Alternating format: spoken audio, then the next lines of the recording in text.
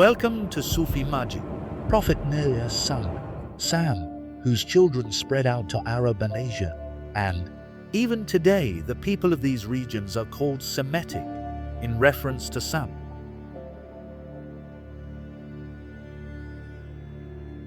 Then Sam had a son, Iram, and Iram had a grandson named Ar, and in reference to both of their names, in the middle of the desert, a city was established called the city of Iram, and its dwellers were called the people of Ard.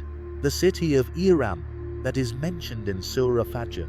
A perfect Urdu translation of this small verse is not possible, but the rough translation can be done in two ways. The people of Iram, who had pillars, or the people of Iram, who were the pillars. And if you study the context of this verse, the rough translation would be something like the people of Ard, Iram, of pillars, likeness of which was never created.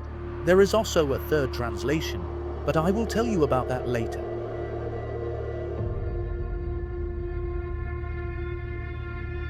But first and foremost question that who were these people of Ard, and where their likeness was not created? The people of Ard are mentioned in Quran 24 times, and a description of them can be found in Surah Araf, which gives a detailed account about this nation and these people. The people of Ard was a nation from Noah's son Sam, after the ark settled down, and which were no longer a group of vagrants and wanderers. They were now established in a certain region, a well-off nation, who were given things from Allah, not given to other before them. And like all the established nations do, they did too, the pride in themselves. And then a messenger named Prophet Hud was sent towards them. But like all the rebellious nations, they refused the truth. And then they were so suddenly wiped off from the face of the earth that today's modern age considers the lost city of Iran nothing more than a myth. No name, no remains, no trace of them survived. Even the name of their city is long lost, except something almost insignificant, because Allah had to keep an evidence that it is not a myth. Iram was a real city, and its dwellers, the Ard, did exist. And that tiny, insignificant trace is my lead, and that lead is 4,000 years old Ebla tablets discovered in Syria during excavation, where they are ever so slightly mentioned as Ard-Dar.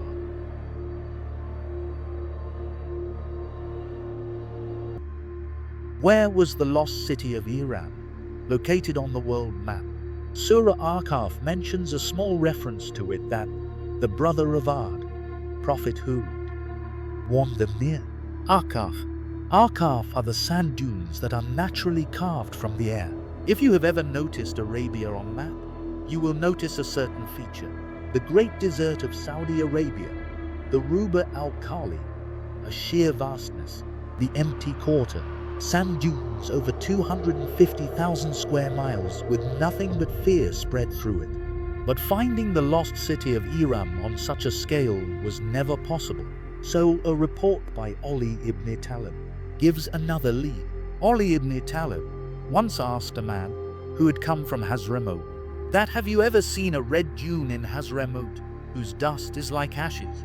The man replied that, "You speak as if you yourself have been there." And Ali replied that, "I have not been there, but I have been informed by Prophet that such is the place where the grave of Prophet Hud lies. And this is my next lead, because the people of Ard, or the messenger sent towards the city of Iram was Prophet Hud, and Hazramaut is the name of a place that lies exactly between Ruba al-Khali and Yemen."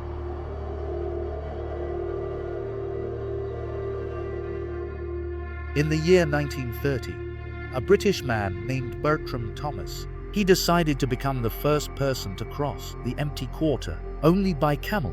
It was the time when British and Europeans ruled the Arabia, and it was a common practice among them to put such adventurous wagers. So they used to take local Arab Bedouins guides and begin their adventure in the desert.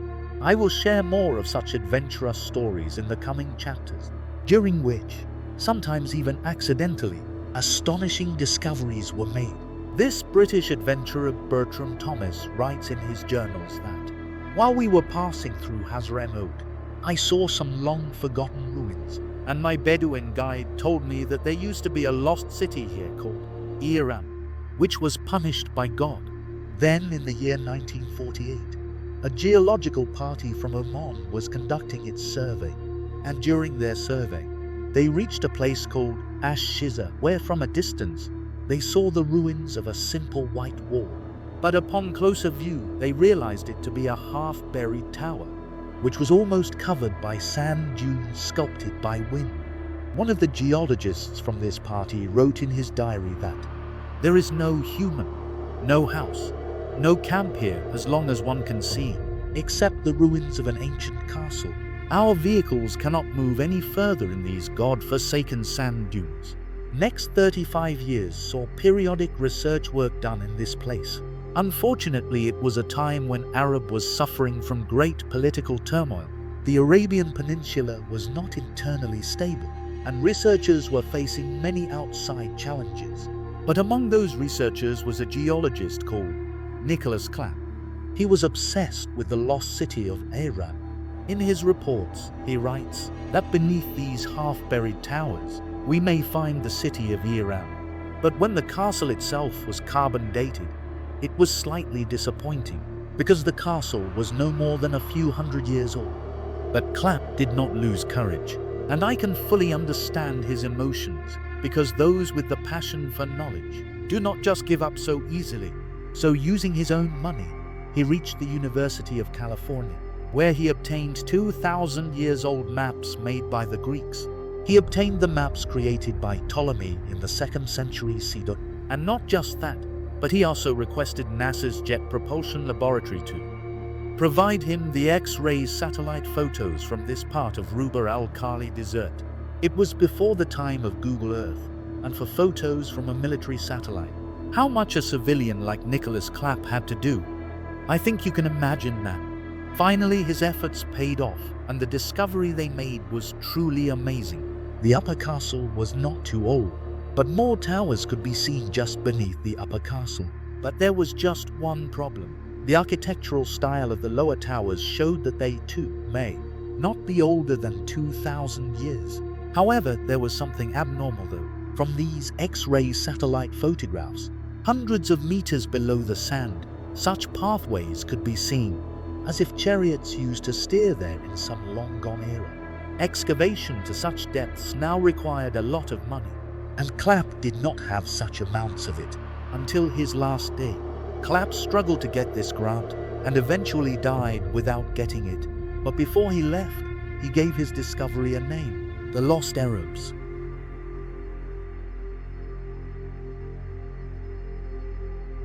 From the reports of Ali ibn Talib and the X-ray photographs from the satellites, can at least tell us that the city of Iram was located in this part of Rub' al-Khali, where many nations came after. They established their own castles and forts. But what was so special about the people of Iram that Quran says about them? They were unmatched by any other nation. One of the characteristics of the people of Iram is mentioned in Surah Al-Kahf, that we established them in a way that we have not established you. Does it mean that there was something special about the places we lived in? Do you remember the first translation of the verse from Surah Fajr? The people of Iram, who had pillars. And it is true that the people of Iram used to build astonishingly large pillars. The reason for that, I will tell you in a bit. But before that, I want you to know some of the things about the pillars, because it is crucial.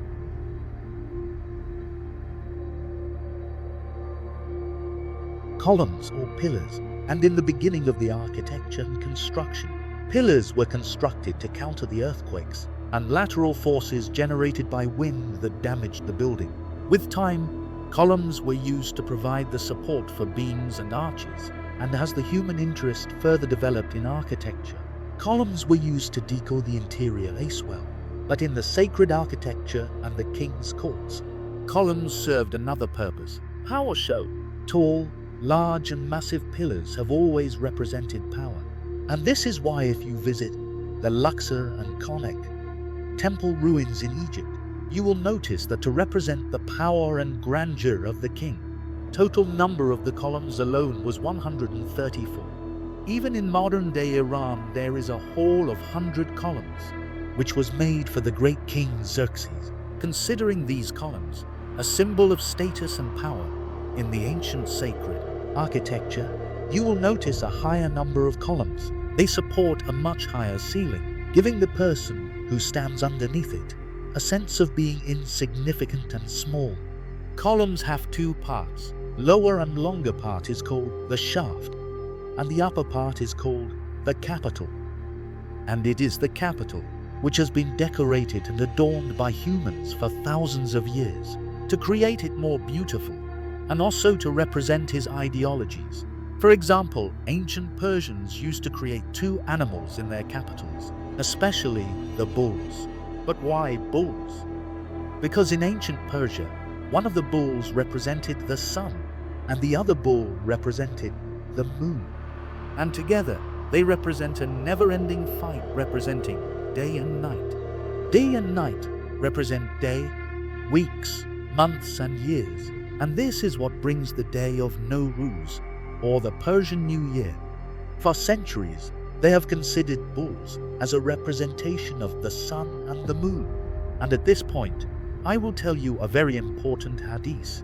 Abu Huraira reports from Prophet Muhammad that on the day of judgment, sun and the moon shall be thrown into hellfire in the form of bulls. You may already have heard this report, but did you ever wonder why in the form of bulls? So that on the day of judgment, with stone bulls, these associations shall be destroyed too. But I want to ask you a question. What did you learn from this ancient Iranian symbolism? Columns are not used just for aesthetics and the show of power. They can have messages and ideologies embedded into them.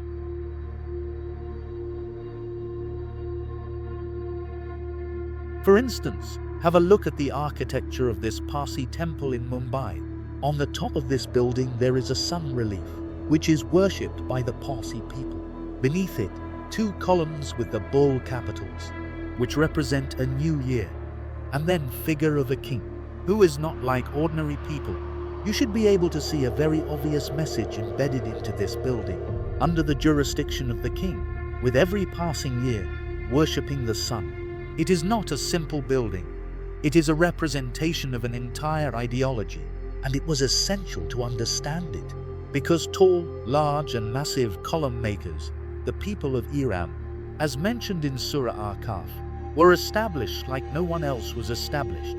Surah Fajr, they were unmatched by any other nation. Surah Hamim Sajda. After building such grand columns, they committed a deadly sin, that they declared, "Who is more powerful than us?" What kind of pillars must they have been that were unmatched by any other nation? That caused them to declare, "Who is more powerful than us?" We can only imagine, were such grand pillars the only biggest achievements for the people of Iran.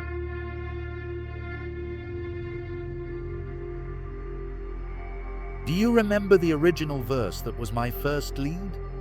From where we began. Do you remember me telling you that there is also a second translation, which is, the people of Iram, the pillars in themselves? And this lead tells that maybe it was not just about the grand pillars.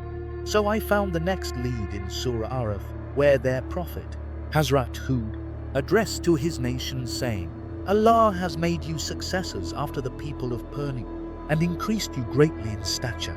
If I hadn't found this lead in Quran, perhaps I would not do much research on it. In the Old Testament, a term has been used, Nephilim. On many occasions, this term has been left untranslated, but the occasions wherever has it been translated, it has been referred to describe unusually tall and strong people, or the giants. The people of the book say that the root of this word is an ancient Hebrew word, NPL, which means to fall. But modern studies show that the source of this word is actually hifil, which means to hold hard and suddenly.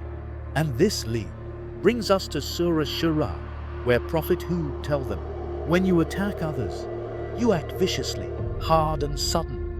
If you pay attention to the Arabic text of the verse, then you will see the word of betasha, which literally means to hold someone by hand, hard and sudden. Now it starts to become clear that the people of Iram were building such large pillars because they themselves were unusually tall and massive like giant pillars. The people of Iram, pillars in themselves. The people who were like pillars themselves. I understand that this concept is still too large for a common person. So about the stature of the people of Iram.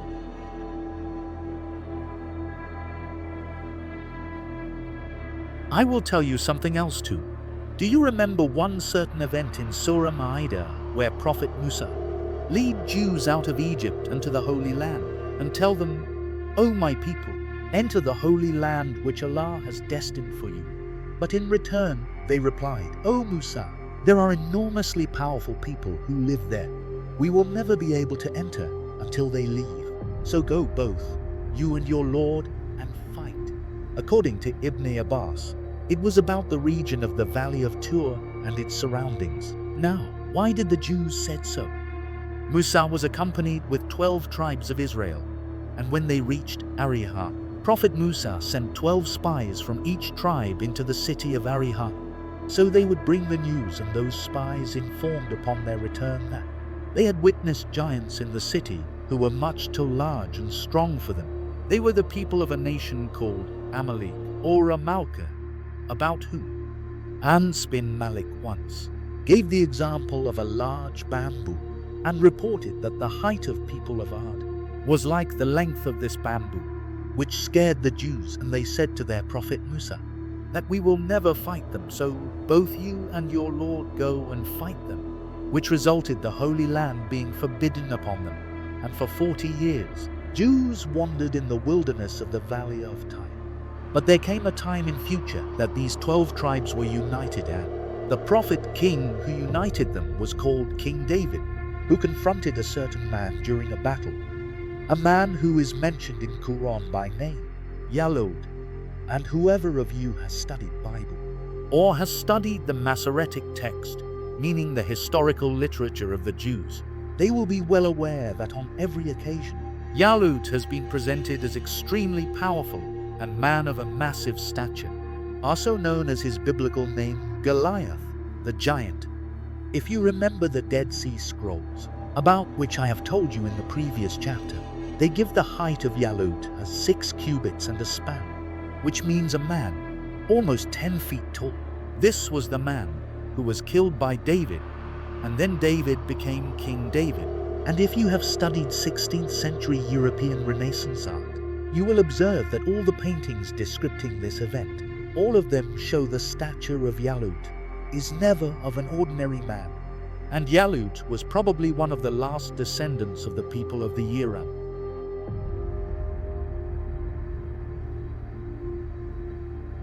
Whatever I have showed you so far, you must have understood by now that Rabul Khali Desert was the home to the people of Ad, who were the giants and extremely powerful people. Due to their tall stature, they used to build immensely massive and tall pillars, and pride upon their pillars, and their pillars like stature made them declare and claim that, "Who is more stronger than us?" And the answer to their pride lied in a verse from Surah Hamim as-Sajda. Do they not see? Allah, who created them, is much more stronger than them. And this marks the beginning of the punishment that was then sent to them. And that punishment started with a terrible famine.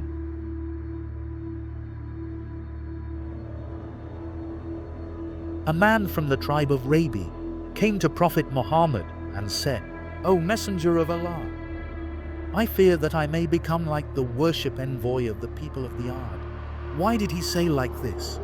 The same hadith has the answer if you read it further, that when the people of Ad faced the famine, they sent an envoy to the city of Makkah named Queel, so he may get some help and pray.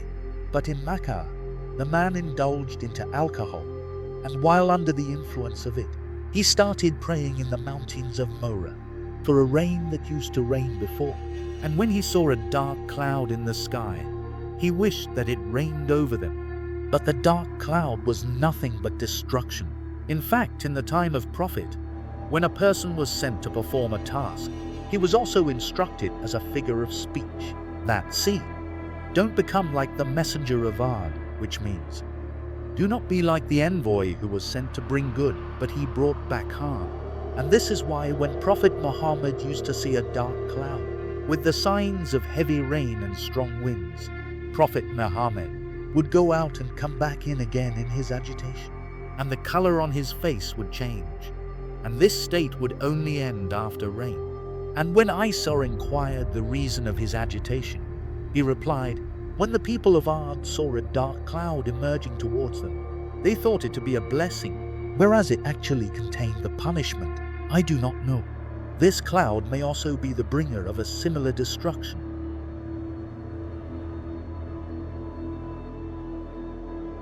If I collectively present you the verses from Quran about the punishment of Iram, then it tells us that punishment was sent to them on a damned day, in a dark cloud, fierce and a screaming wind that could not stop, a barren wind, which also had lightning strikes in it, which blew on them for 7 nights and 8 days. Anything touched by that wind used to disintegrate, and it was tossing people with such a force that they appeared to be cut down hollow tree trunks, and eventually that wind destroyed everything. And all of these words are written in Quran. Winds, who properties? If you find in Quran, then according to Surah Dariyat and Sa'ad, they can blow gently. Surah Yunus, they can blow moderately, and can also have strong gusts. Surah Anbiya, they can blow with force. Surah Dariyat, they can lift some weight and can also lift and perish it. Surah Rum, they can wither something blowing severely harshly. Surah Ibrahim, and like a storm. Surah Qamar, they can unleash a storm of the stones. After searching for the properties of wind in Quran, if I be honest, this scripture is the only one where I found anemology, meaning a very systematic data on the study of winds, which talks about winds that blow gently, moderately, in gusts, harsh and withering.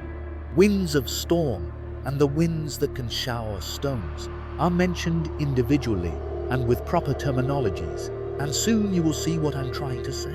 Winds are a king of force that can shape the earth. They can break and also disintegrate the earth.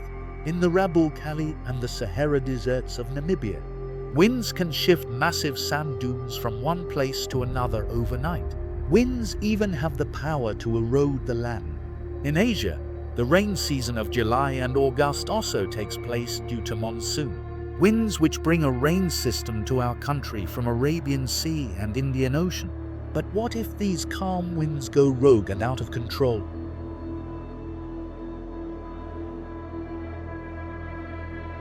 In the terms of meteorology, a strong push of wind is called a gust.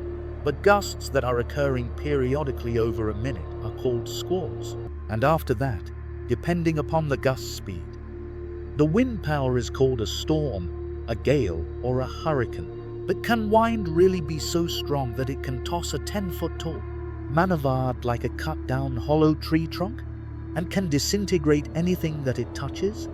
Now, what I'm about to tell you, some of it may not sound believable to you, but whatever I will tell you will be a scientific fact. The scale which is used to estimate the power of winds is called the Beaufort wind force scale. It has 12 levels, and every upper level shows the strength and power of the wind. Force 0 is like a breeze which used to fly our kite when we were children, which felt good when we used to sit outside in the evening. Force 4 wind can easily push a large sailing yacht. It blows with the speed of 52 kilometers per hour, and we can stand in it, but not with comfort. Force 8 wind basically blows during a groundstroke, almost at the speed of 117 kilometers per hour, and standing in it would definitely become very difficult for us. Force 11 winds blow during a storm on the seashores. It can rip the roadside billboards and can tear the roof of a small village house, and from this point on, the wind becomes pure destruction for humans. Force 15 has been recorded during the sea storms, and it is a miracle that the mainland has rarely seen the Force 15 winds, because this is the force that causes rogue waves in the oceans, nearly 50-foot high mad sea waves. If I were to give you a simple formula, then take it this way: that winds of 43 kilometers per hour can disturb our electrical poles and cables. Some of the cables can break. Then the winds of 100 kilometers per hour can push the parked cars. And if the wind speed reaches up to 250 kilometers per hour, it can collapse a typical building of a house. And if the wind speed ever crosses 324 kilometers per hour, then any man-made structure ends up having only one outcome: total destruction. According to a report in Termdi, the wind that was sent to the people of Ar was sent through a small hoop like a ring from the treasures of the winds. But what does it even mean? What exactly are the treasures of the winds? Probably you would imagine that I'm going to tell you about Beaufort force scale 18.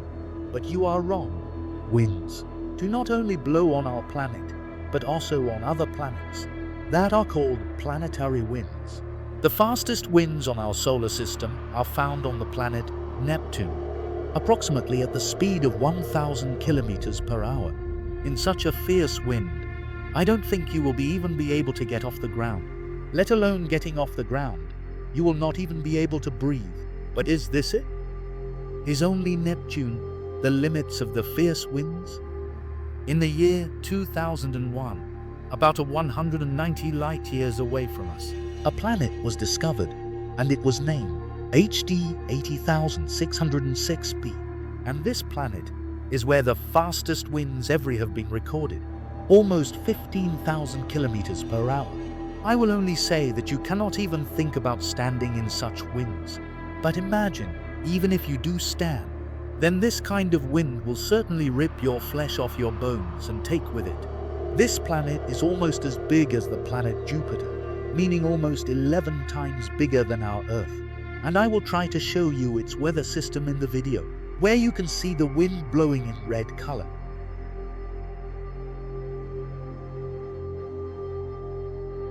I had told you earlier that I will be showing you things, some of which you may not even believe. And what I'm going to tell you now is one of those unbelievable things. To this day, in the universe, the fastest wind human has ever theorized would be at IGRJ 17,091 3624, around a black hole, spinning in a circle around it. Normally, on such occasions, I advise you to Google it yourself because you would probably not believe me. But let me tell you this time that the winds spinning around this black hole are spinning at 30.2 million kilometers per hour. In fact, that is astonishing 3% of the light speed, and at such wind speed, you will probably see in front of your eyes your blood cells breaking apart and vanishing into space. Perhaps now you are able to understand what might be the treasures of winds.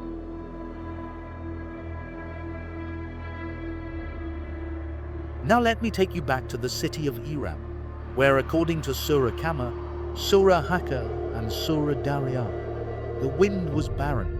It did not have rain. It was tossing the people of Iram like cut-down hollow tree trunks. It disintegrated everything it touched. According to Ibn Yuma, the wind carried cattle high up from the ground, and according to Surah Hameen as Sajda, it had lightning bolts in it, and it left the houses of Iram unseeable.